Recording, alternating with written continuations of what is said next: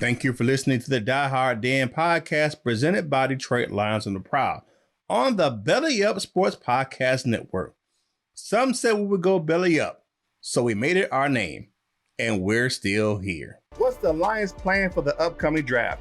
Coming up on this edition of the Die Hard Den podcast presented by Detroit Lions on the Prowl, Seany J and I discuss the Lions' strategy for the upcoming draft. Then we take a look at the new defensive backfield for the Lions. All this and more coming up right now on the Die Hard Den podcast presented by Detroit Lions on the Prowl. Watch out. Here comes that roar.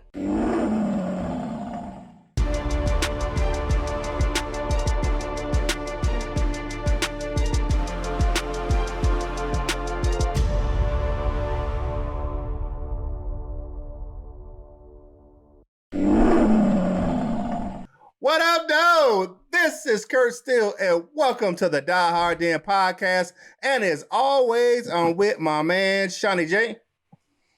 Hey, people, I think Curtis gets louder by the week, don't you guys? Man, you got to get pumped up talking about the Lions, baby. Hey, you know what we do at this time. It is time to do what? Tell me something good. Hey, the NFL and the NFL Players Association are negotiating possible in-person off-season programs to include maybe some rookie camps, OTAs, and training camps, and a mix of virtual meetings. Basically, what that means is that they want to do the off-season differently than they did last season. They want to get some of those young players into the building and actually work in person instead of doing everything virtual, which means rookies that, players like Jeff Okudah and those guys who had a terrible rookie season because they didn't have the off-season training that they normally have.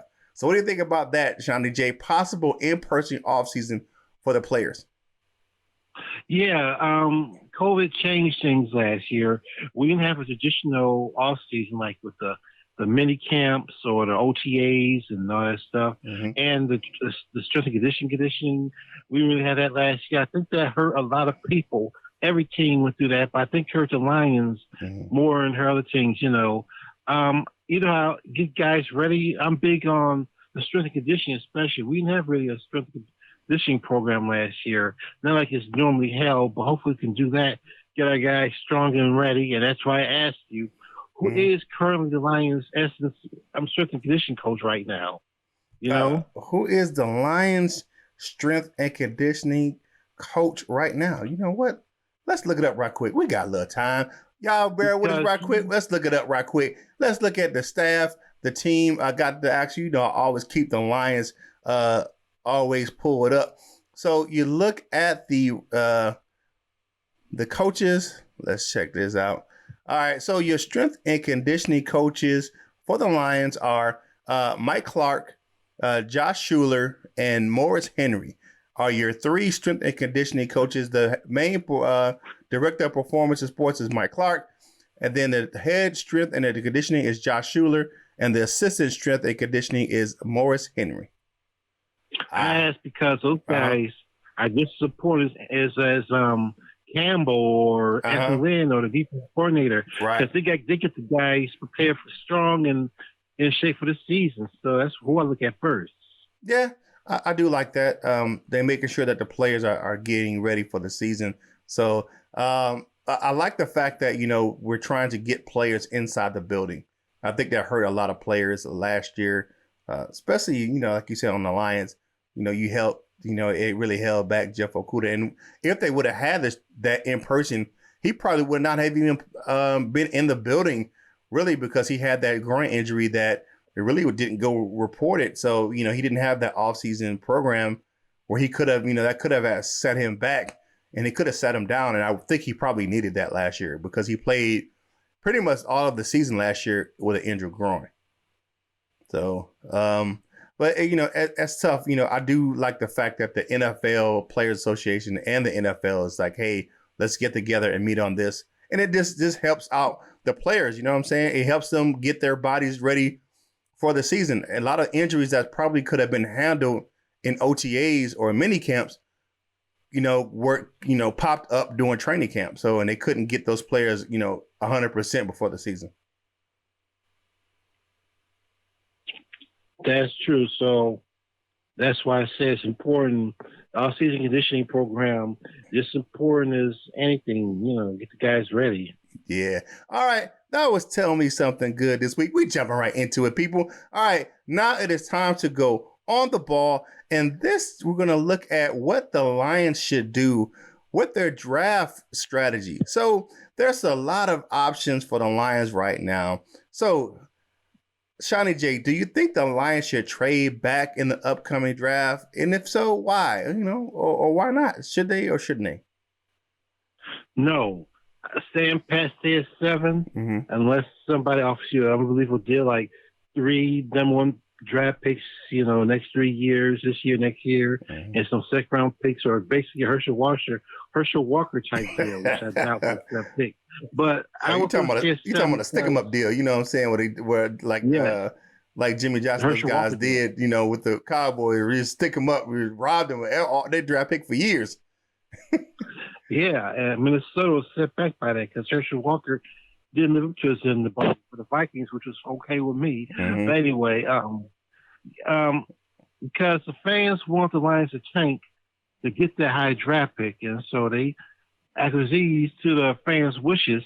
Now the fans want to trade a pick away. You can have it both ways. Let's stay at 7.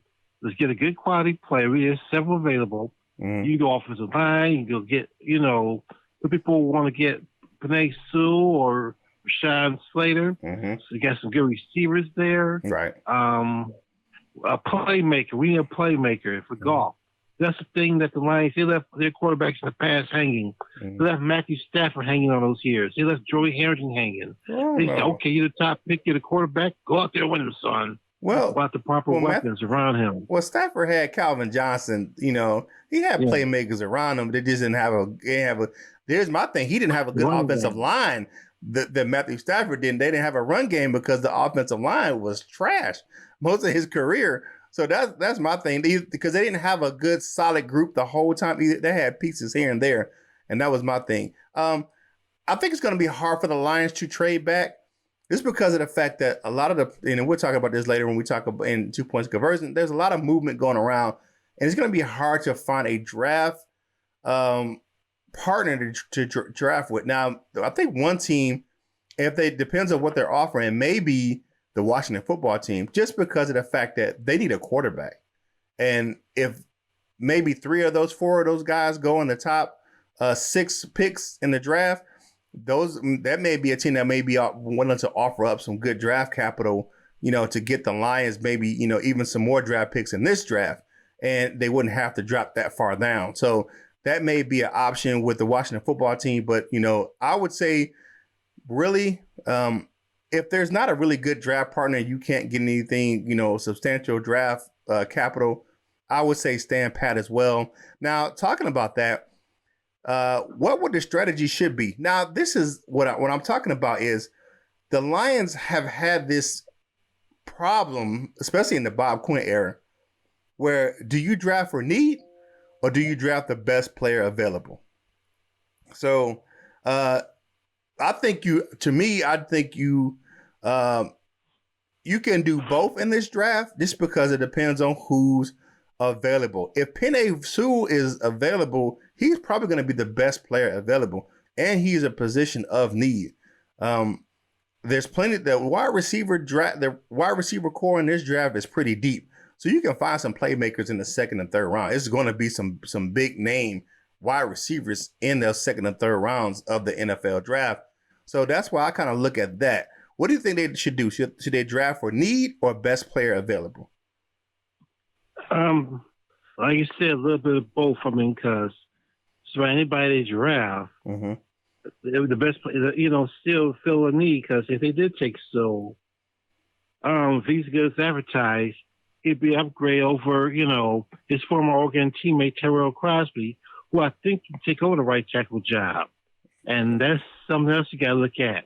Penei Sewell and Rashawn Slater were left tackles. Can he play right tackle in the NFL? You can slide. You gotta look at. I believe those guys can slide over. A good left tackle can slide over the right tackle. I think with Sewell, we slide him in at right tackle and we move Big V inside. we've had this discussion before. I kind of disagree with you on the Tyrell Crosby. I like him as a swing tackle. I just don't think he's a starting caliber tackle. I think he's a good plug-in guy who can fill in at times, but I don't think he's a long-term solution at a tackle position. That's just my opinion. I feel what you're saying though.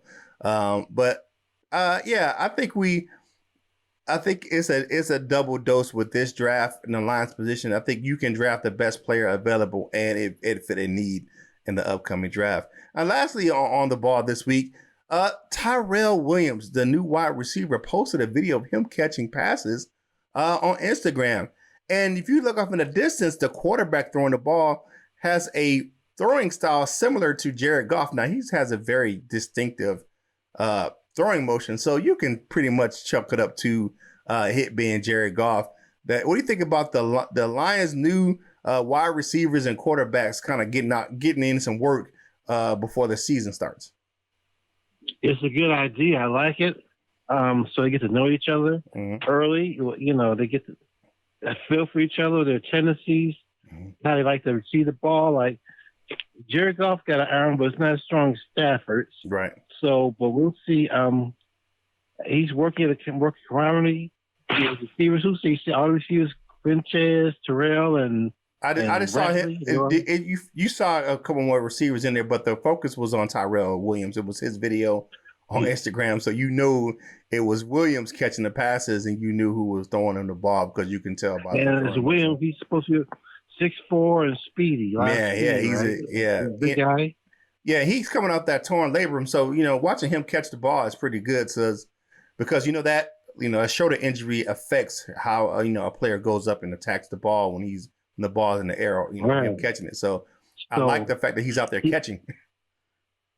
And he also got to get over the psychological barrier of getting hit on that shoulder again. Ooh. That's going to happen eventually. Yeah, it definitely is going to happen. It caused him to miss the whole season last year. But, hey, that was on the ball this week. Now it is time to defend it then. Now, we talked about this in the teaser. Hey, the Lions have really revamped their secondary. Now, let's take a look at the couple of moves that they've done over the last few days. They added free agent cornerback Quinton Dunbar, who previously played with the Washington football team and the Seattle Seahawks. He was pretty good out there. He was top 10 in tackling by a corner over there. So it looks like he's going to be sliding into that nickelback position for the Lions. And then recently today signed Dean Barlow. He was a safety. He is a perennial special teamer, but he has started for the Buffalo Bills. That's a pretty good defense over there in Buffalo. So, and then you looked at Cornelius Elder was signed earlier in the week, last week. So what are your thoughts on the Lions kind of really revamping their whole secondary? Good moves. I love them. Like I was talking to somebody, and not the big names, but they're solid names, guys who can play. And they're all signed to one-year deals, no long-term contracts. Yeah. So if it doesn't work out, you can just easily walk away without being hurt in a salary cap or anything like that. So nice.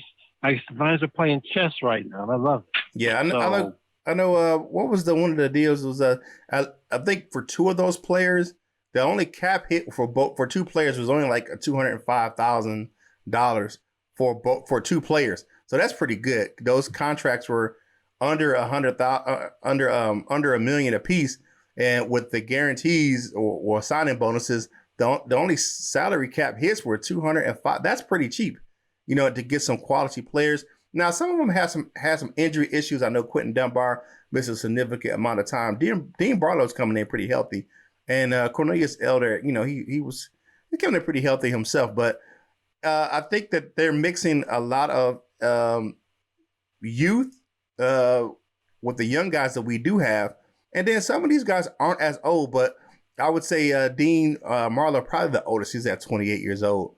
So he's been around the league for a little while.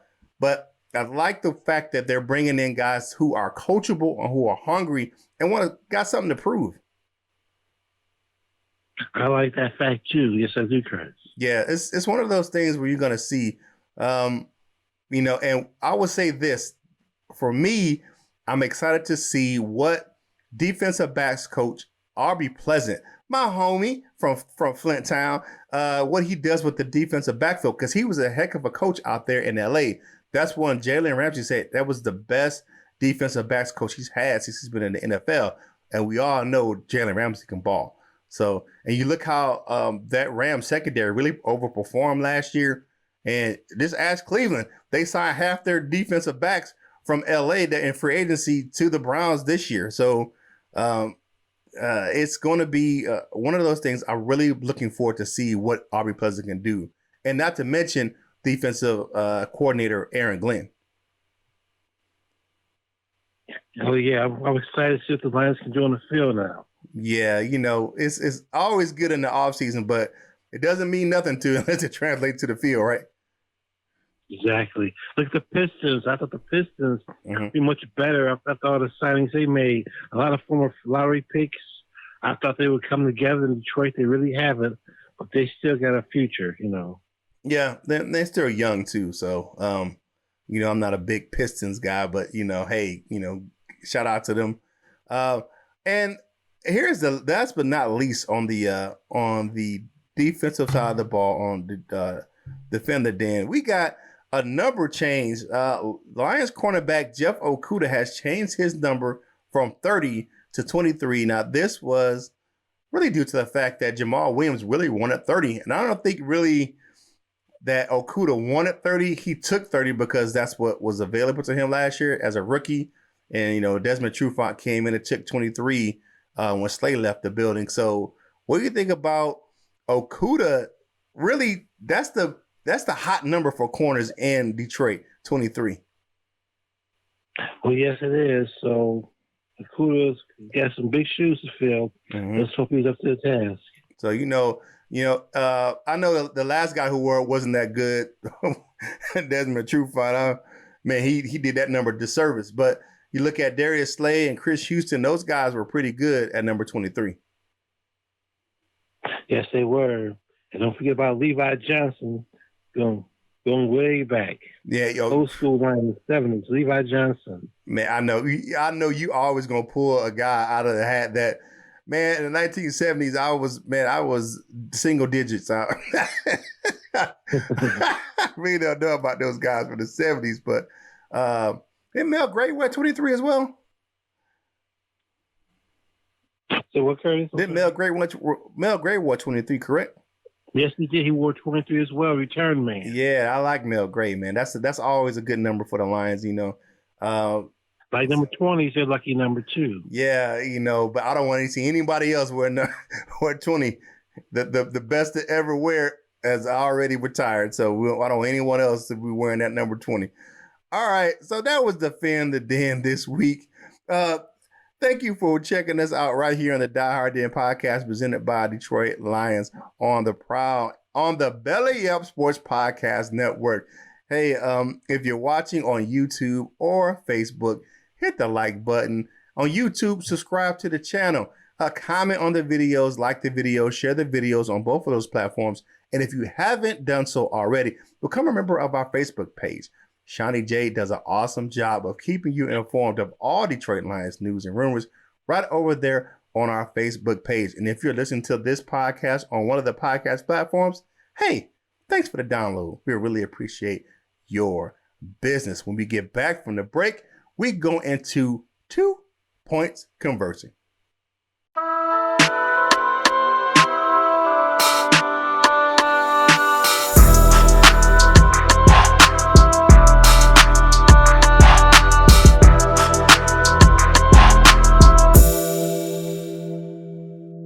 All right, we're back from the break. It is time to go into 2 points conversing. We're going to talk about some news around the NFL. There was some big trades this week in the NFL. The upcoming draft is really taking shape. The San Francisco 49ers traded up to number 3 with the Miami Dolphins. The Dolphins go down to 12. Then they go back up to number 6 by trading with the Philadelphia Eagles. So you got the Eagles trading down, and the Dolphins and the 49ers moving up. What do you think they're going to do with those picks? I think that the 49ers up to 3, they're going to take either Mac Jones or they're going to take Justin Fields. They're definitely going quarterback. I think Obviously, Trevor Lawrence is going first Mm-hmm. to Jacksonville. I think not Trevor. Yeah, Trevor Lawrence. Yeah. And the guy from BYU, Zach Wilson. he's going to the Jets second, Mm-hmm. and third, I think it's going to be the Buckeye bus. Yes, I still believe in the Ohio State quarterback curse, and San Francisco about to find out. Yeah. Yeah. So, and after that, you know what? Atlanta, they can use a quarterback because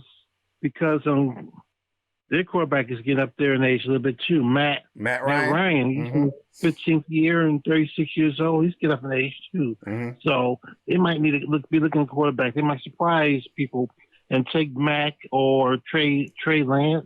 Yeah. So we'll see. Yeah. All right. Yeah. I think the Dolphins may draft a weapon. I think they may draft either Kyle Pitts. Now they're rumored to maybe looking at Penei Sewell or Rashawn Slater or offensive line to protect what's the guy's name? Oh man, I forget his name. Tua down there in Miami. Tua Tagovailoa. So they may be trying to protect Tua time down there in Miami. But I mean, we'll see. I know he likes tight ends, and the best one will be available at that time, which will be Kyle Pitts out of the University of Florida. So, and it's interesting to see. Now, another trade that happened right here in my backyard. If y'all don't know, I live down here in North Carolina, and right outside where I live, a couple of hours, the Panthers traded for Sam Darnold for 3 picks, which potentially takes them out of the quarterback market. What do you think about that? It looks like, you don't gonna have that trade partner that may have come up for the Panthers, may have been, one of the ones for the Lions that kind of swap picks for that draft partner for a quarterback. It kind of puts it where it's not a lot of teams that's going to be willing to trade up that far with Detroit. No, and that's fine. I think we should stand pat. And the Lions fans should concern themselves what other teams are doing. Remember, we got the ball rolling. We made the big trade, Stafford for Goff and the Rams draft pick. So Lions fans should settle down and relax. Or like Aaron Rodgers say, relax. RELAX, relax. All right. Yeah. So I know we talked about this on our last show. We talked about the rule changes, right? So, the competition committee is going to be meeting soon, right? So we talked about one last week, and it looks like they may be improving that one. Now, I know Peter King came out and said that they're going to be looking at a serious approval potential for the numbers change. Now, that's going to affect like quarterbacks, wide receivers, tight ends, linebackers are all going to be eligible to wear the lower numbers. We're talking about in most cases 1 through 49, and in some cases 1 through 59. I believe the linebackers can wear. But another rule is that the LA Rams proposed a rule to add a loss of down to a second forward pass. Now, you only can throw 1 forward pass in the NFL. You can't throw 2. So if like say a quarterback, his pass gets batted down, he can't catch the ball and try to throw it again. He has to run it. So a double pass has to be a lateral, which is a side pass or a backwards pass. So the proposed rule is, hey, let's go ahead and add a loss of down for that. I don't think it really happens that much to really garner a rule change, but what do you think about adding a loss of down to a double forward pass? Players already know they can't throw the ball twice. I think this rule is maybe slightly overkill, but hey, it is what it is. Mm-hmm. And so we shall see. Yeah, I think that this. I don't know. I'm not sure about. I'm not sure about adding an extra penalty for this. You're already gonna. You're gonna lose. Your yardage back because it goes back to the spot of the foul. So where the second passes had taken place. So, a loss of down. I think the Rams may be kind of reaching on this one, man. Now. Mr. Foxy himself, if you don't know who that is our Pro Bowl punter, Jack Fox, man. he said that he proposes a rule change for overtime rules. And he said if a kickoff specialist kicks the ball through the upright on a kickoff, it should be a 1 point for the kicking team. Now, that's a radical rule. I think to have something like that up there in the CFL. What do you think about that proposed rule? You know, it's not official. This is just conjecture. But Jack Fox saying now that's a pretty talented thing. If a kickoff specialist can kick the ball that far, that's pretty much like an 80-yard field goal. If they can kick it from one end to the other and get it through the uprights, you think they should get a point for that? No, not at all. Johnny J said, hell no. Johnny J's like, nah, never mind. I mean, why you think that's a lot? That takes a lot of talent. That's not eliminating sudden death or winning the game. That's just adding a point onto the score. If it ain't broke, don't fix it. So leave it alone. He said, just leave it alone. You said, nah, bruh. All right. Hey, everyone. That is 2 points conversion this week. Like he said before, we appreciate you checking out us right here on Detroit Lions on the Prowl, on the Die Hard Den podcast, presented by Detroit Lions on the Prowl, on the Belly Up Sports Network. If you're watching on YouTube, subscribe to the channel, comment on the video. Hey, like the video. If you're watching on Facebook, like the video, share the video, do the same. If you're not a member of our Facebook page already, go ahead and do so. Man, Seany J gonna keep you up on all the Detroit Lions news and rumors right over there on our Facebook page. And if you are listening on a podcast platform, we really thank you for your business and the download. Hey, it is time for us to go ahead and get on out of here. But Seany J, give me your final thoughts for the show. Well, people, I say this every week. COVID's still real. Be careful. Be safe. Wear your mask. Wash your hands, and practice social distancing. All right.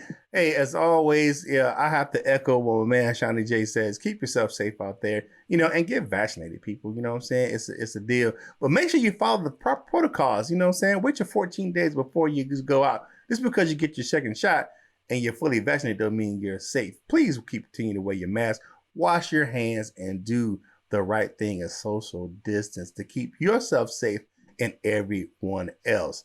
All right. So, Seany J, tell everyone how they can find you on social media. You can find me on Facebook. My full name is Sean Jennings. I'll be happy to add you as a friend or add you to one of our groups. All right. And you can find the show at Die Hard Den Podcast. For Twitter is at Die Hard Den Pod T1 over on Twitter. You can find me over on Twitter and Instagram at Curtis Steele 14. That's CurtisSteele 14. You can also find the show over on Instagram is at die_hard_den_podcast. And you can go to Facebook.com and check out our Facebook page. That's Facebook.com/the Die Hard Den Podcast, presented by Detroit Lions on the Prowl. It is Friday. The weekend has started. And go ahead and enjoy yourself. Keep checking us out right here on the Die Hard Den Podcast. We really, really appreciate you checking us out right here. And we love doing this show for you guys right here on this program because, it's all love and it's all family right here on the Die Hard Den Podcast. So whatever you do in life, you know what you got to do. You got to boss up, ball out, and be the best version of you that you can be. For my man, Seany J, this is Curt Steele, and we will holler at you real soon.